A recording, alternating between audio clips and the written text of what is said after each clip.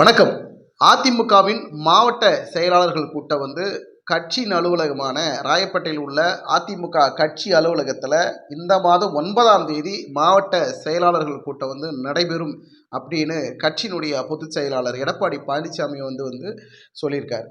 இந்த கூட்டத்தில் மாவட்ட செயலாளர்கள் எல்லாரும் தவறாமல் கலந்துக்கணும். இது முக்கிய ஆலோசனை கூட்டம். இது ஏற்கனவே நடந்த கூட்டம் மாதிரி கிடையாது.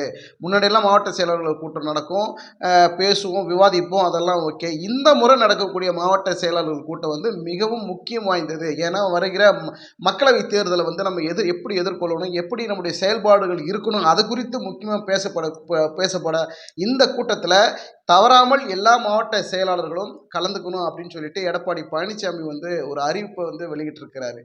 அந்த அறிவிப்பை தொடர்ந்து, அதாவது அதிமுகவின் தலைமை கழகம் இருக்கக்கூடிய ராயப்பேட்டையில் அந்த அலுவலகத்தில் பார்த்தீங்கன்னா ஒரு ஐடி விங்குக்கு ஒரு கூட்டத்தை நடத்துனாங்க, ஒரு ஆலோசனை கூட்டம் நடத்துனாங்க.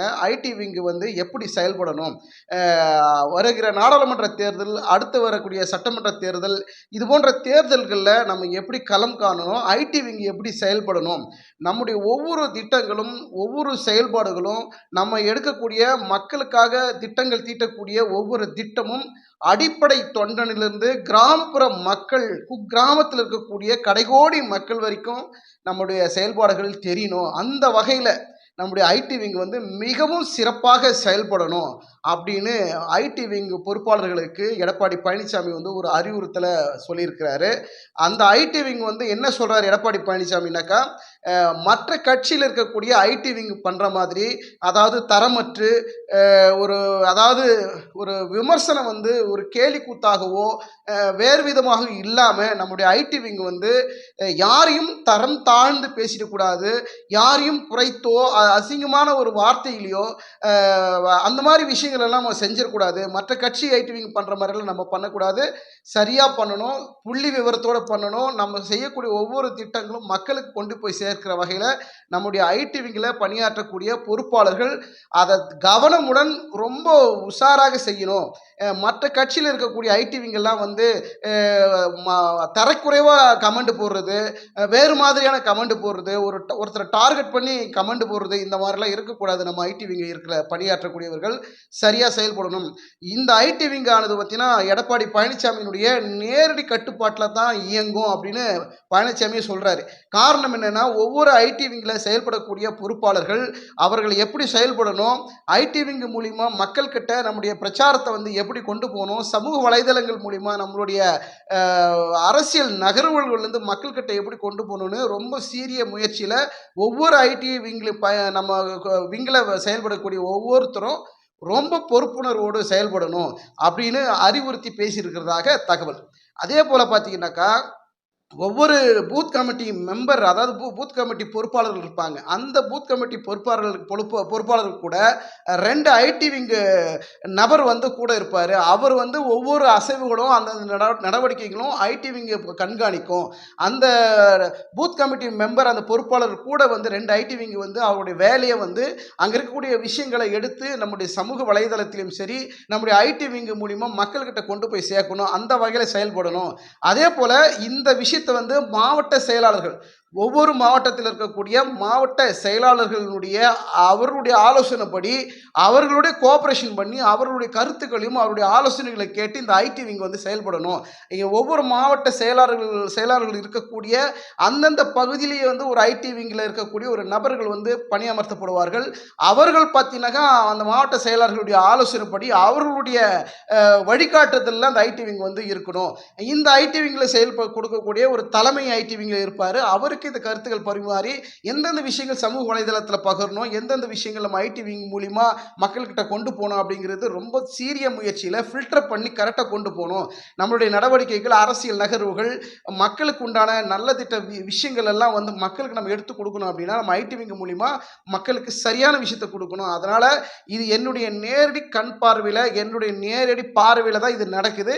யாராவது ஐடி விங்கில் இருக்கக்கூடிய பொறுப்பாளர்கள் தவறு செய்தாலோ, தேவையற்ற முறையில் முறைகேடுகள் சம்பந்தமாகவோ, இல்லை அவதூறு பரப்புற வகையிலையோ, தேவையற்ற விஷயத்திலையோ, ஒருத்தருக்கு குந்தகம் விளைவிக்கிற விஷயத்தில் ஏதாவது செயல்பட்டால் உரிய நடவடிக்கை எடுக்கப்படும் அப்படின்னு அதிமுகவினுடைய பொதுச் செயலர் எடப்பாடி பழனிசாமி ஐடி விங்குக்கு ஒரு அறிவுறுத்தலை சொல்லியிருக்கிறாரு. இந்த ஐடி விங் மூலியமா அடுத்த கட்ட நகர்வு மக்களவை தேர்தல் அடுத்து வரக்கூடிய நாடாளுமன்ற தேர்தல் இதனுடைய யூகமெல்லாம் எப்படி இருக்கும்? ஏன்னா ஏற்கனவே பார்த்தீங்கன்னா டிஎம்கேக்கு பார்த்தீங்கன்னா ஒரு ஐடி விங் செயல்பட்டு இருக்குது. அவங்களுடைய செயல்பாடுகள்லாம் பார்த்தீங்கன்னா ஐடி விங் மூலியமா சமூக வலைதளத்தின் மூலியமா அவங்களுடைய கொள்கை பிரச்சாரங்கள், அரசியல் நகர்வுகள், அவங்களுடைய திட்டங்கள் குறித்தெல்லாம் சமூக வலைத்தளத்தில் ஏகப்பட்ட விஷயங்கள் வந்து டிஎம்கே சார்பாக பரவிட்டு இருக்கும். அவங்க நல்ல விஷயம்லாம் வந்து பார்த்தீங்கன்னா மக்கள் மத்தியில் கொண்டு போகிறது ஐடி விங் மிகப்பெரிய பலமாக இருக்குது.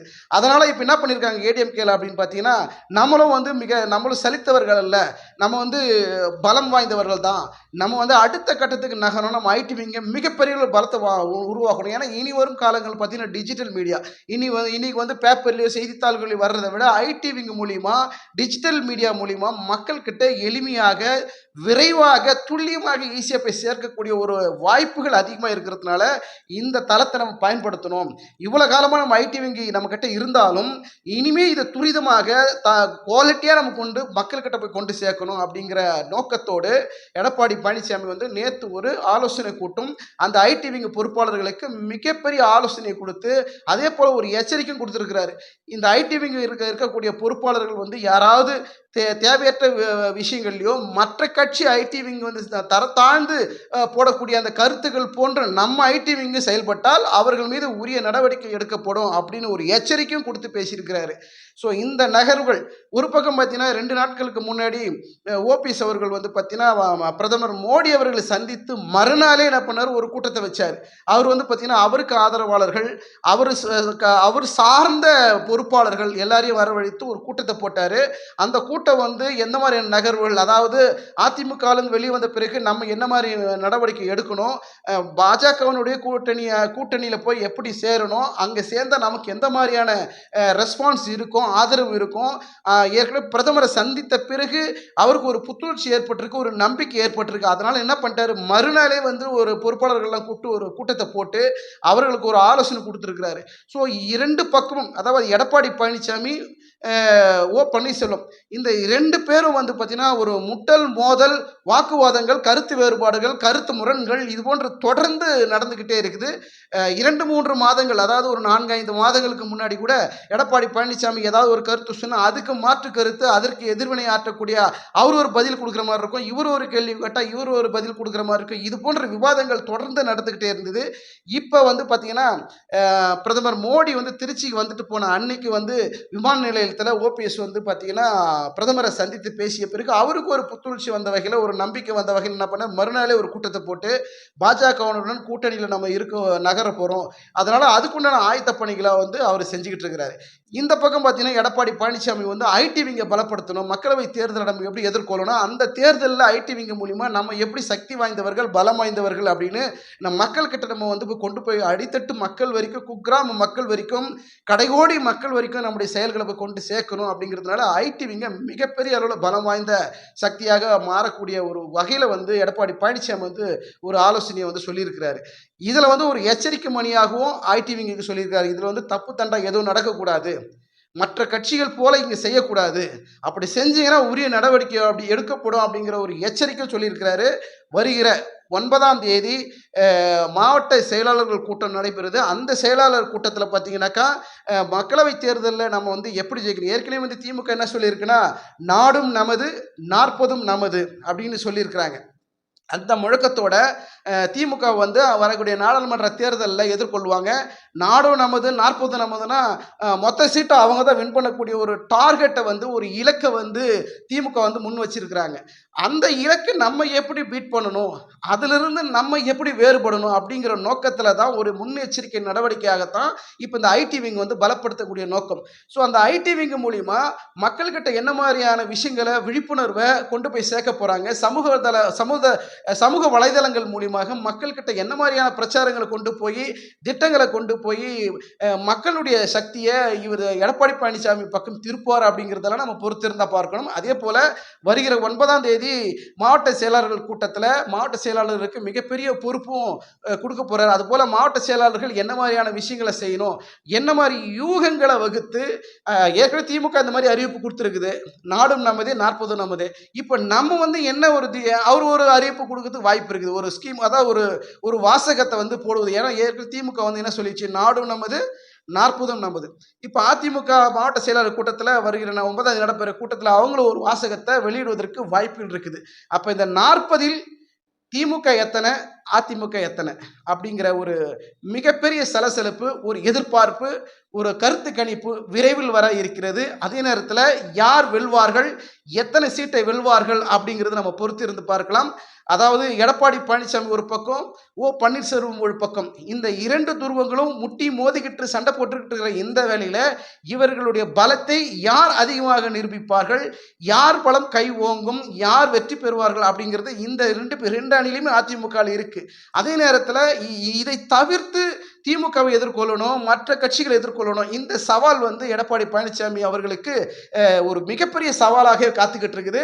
பொறுத்திருந்து பார்ப்போம். வருகிற மக்களவை தேர்தலில் அதிமுக சார்பாக அந்த கட்சியினுடைய பொதுச் செயலர் எடப்பாடி பழனிசாமியினுடைய அரசியல் வியூகம், அந்த புது வியூகம் இந்த புத்தாண்டுல 2024ல எடப்பாடி பழனிசாமியின் வியூகம் என்ன மாதிரியாக இருக்கும் என்று நாம் பொறுத்திருந்து பார்க்கலாம். நன்றி, வணக்கம்.